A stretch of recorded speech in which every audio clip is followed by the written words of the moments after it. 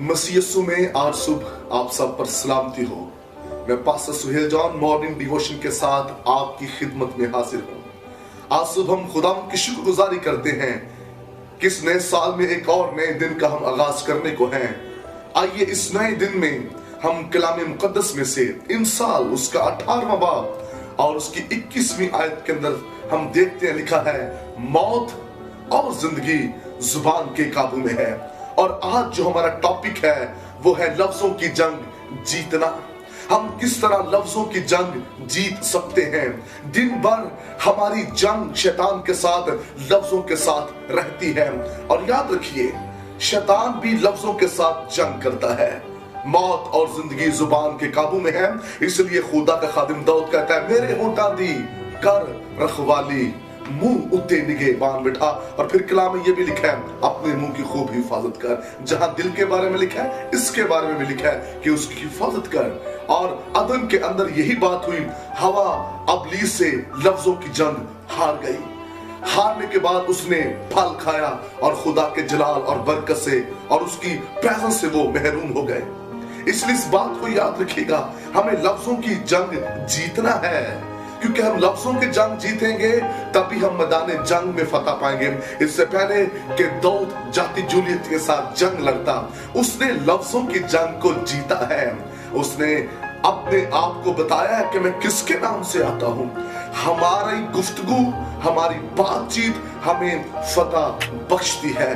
और दाऊद इससे पहले कि जाति जूलियत के साथ जंग लड़ता, उसने लफ्जों की जंग जाति जूलियत से जीती है। इसी तरह हम देखते हैं मत्ती की इंजील 4 बाब के अंदर हम यीशु मसीह की जब जिंदगी के बारे में देखते हैं तो अबलीस यीशु के साथ जो है आकर लफ्जों की जंग का आगाज करता है। और अबलीस कहता है, अगर तू खुदा का बेटा है, इन पत्थर से कह कि रोटियां बन जाए। मेरे अजीज, इस बात को याद रखिए, मेरा मसीह हल्ले मुश्किलात और मौजज़ात का खुदा है। वो हुक्म करे तो सारी दुनिया के पहाड़ रोटियां बन जाएं, क्योंकि वो फसलों को, अनाज को बरकत देता है, वो दरख्तों को बरकत देता है और वो फल पैदा करते हैं। मेरा मसीहा कहे तो सारी दुनिया के पहाड़ रोटियां बन जाएं। दर हकीकत यीशु उसकी बात सुनना नहीं चाहता और ना मानना चाहता है। इसलिए कलाम खुदाबंदी के अंदर मसीह ने कलाम में से जवाब दिया, इंसान सिर्फ रोटी से जीता ना रहेगा, बल्कि हर एक वो बात से जो खुदा के मुंह से निकली है। फिर अबलीस ने जब देखा कि यीशु कलाम में से बोला है, तो फिर दूसरी बार जब वो लफ्जों की जंग लड़ता है तो वो कलाम ही मसीह को सुनाता और कहता है, तेरी बाबत लिखा है कि वो तुझे हाथों पर उठा लेंगे, अपने दिए नीचे गिरा दे। और यीशु मसीह ने कहा, लिखा है तो खुदा अपने खुदा की आजमाइश ना कर। तीसरी बार फिर उसने ये कहा कि तू मुझे झुक कर सजदा कर और मैं दुनिया की सारी शान और शौकत जो तुझे दिखा रहा हूं तुझे दे दूंगा, तुझे सब कुछ मैं दे दूंगा।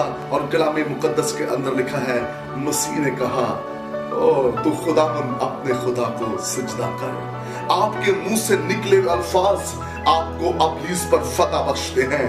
हमारी कमजोर गुफ्तगू, हमारी जुबान का गलत इस्तेमाल अबलीस को मौका देता है ताकि वो हम पर गालिब आ जाए। इसलिए लिखा है, मौत और जिंदगी जुबान के काबू में है।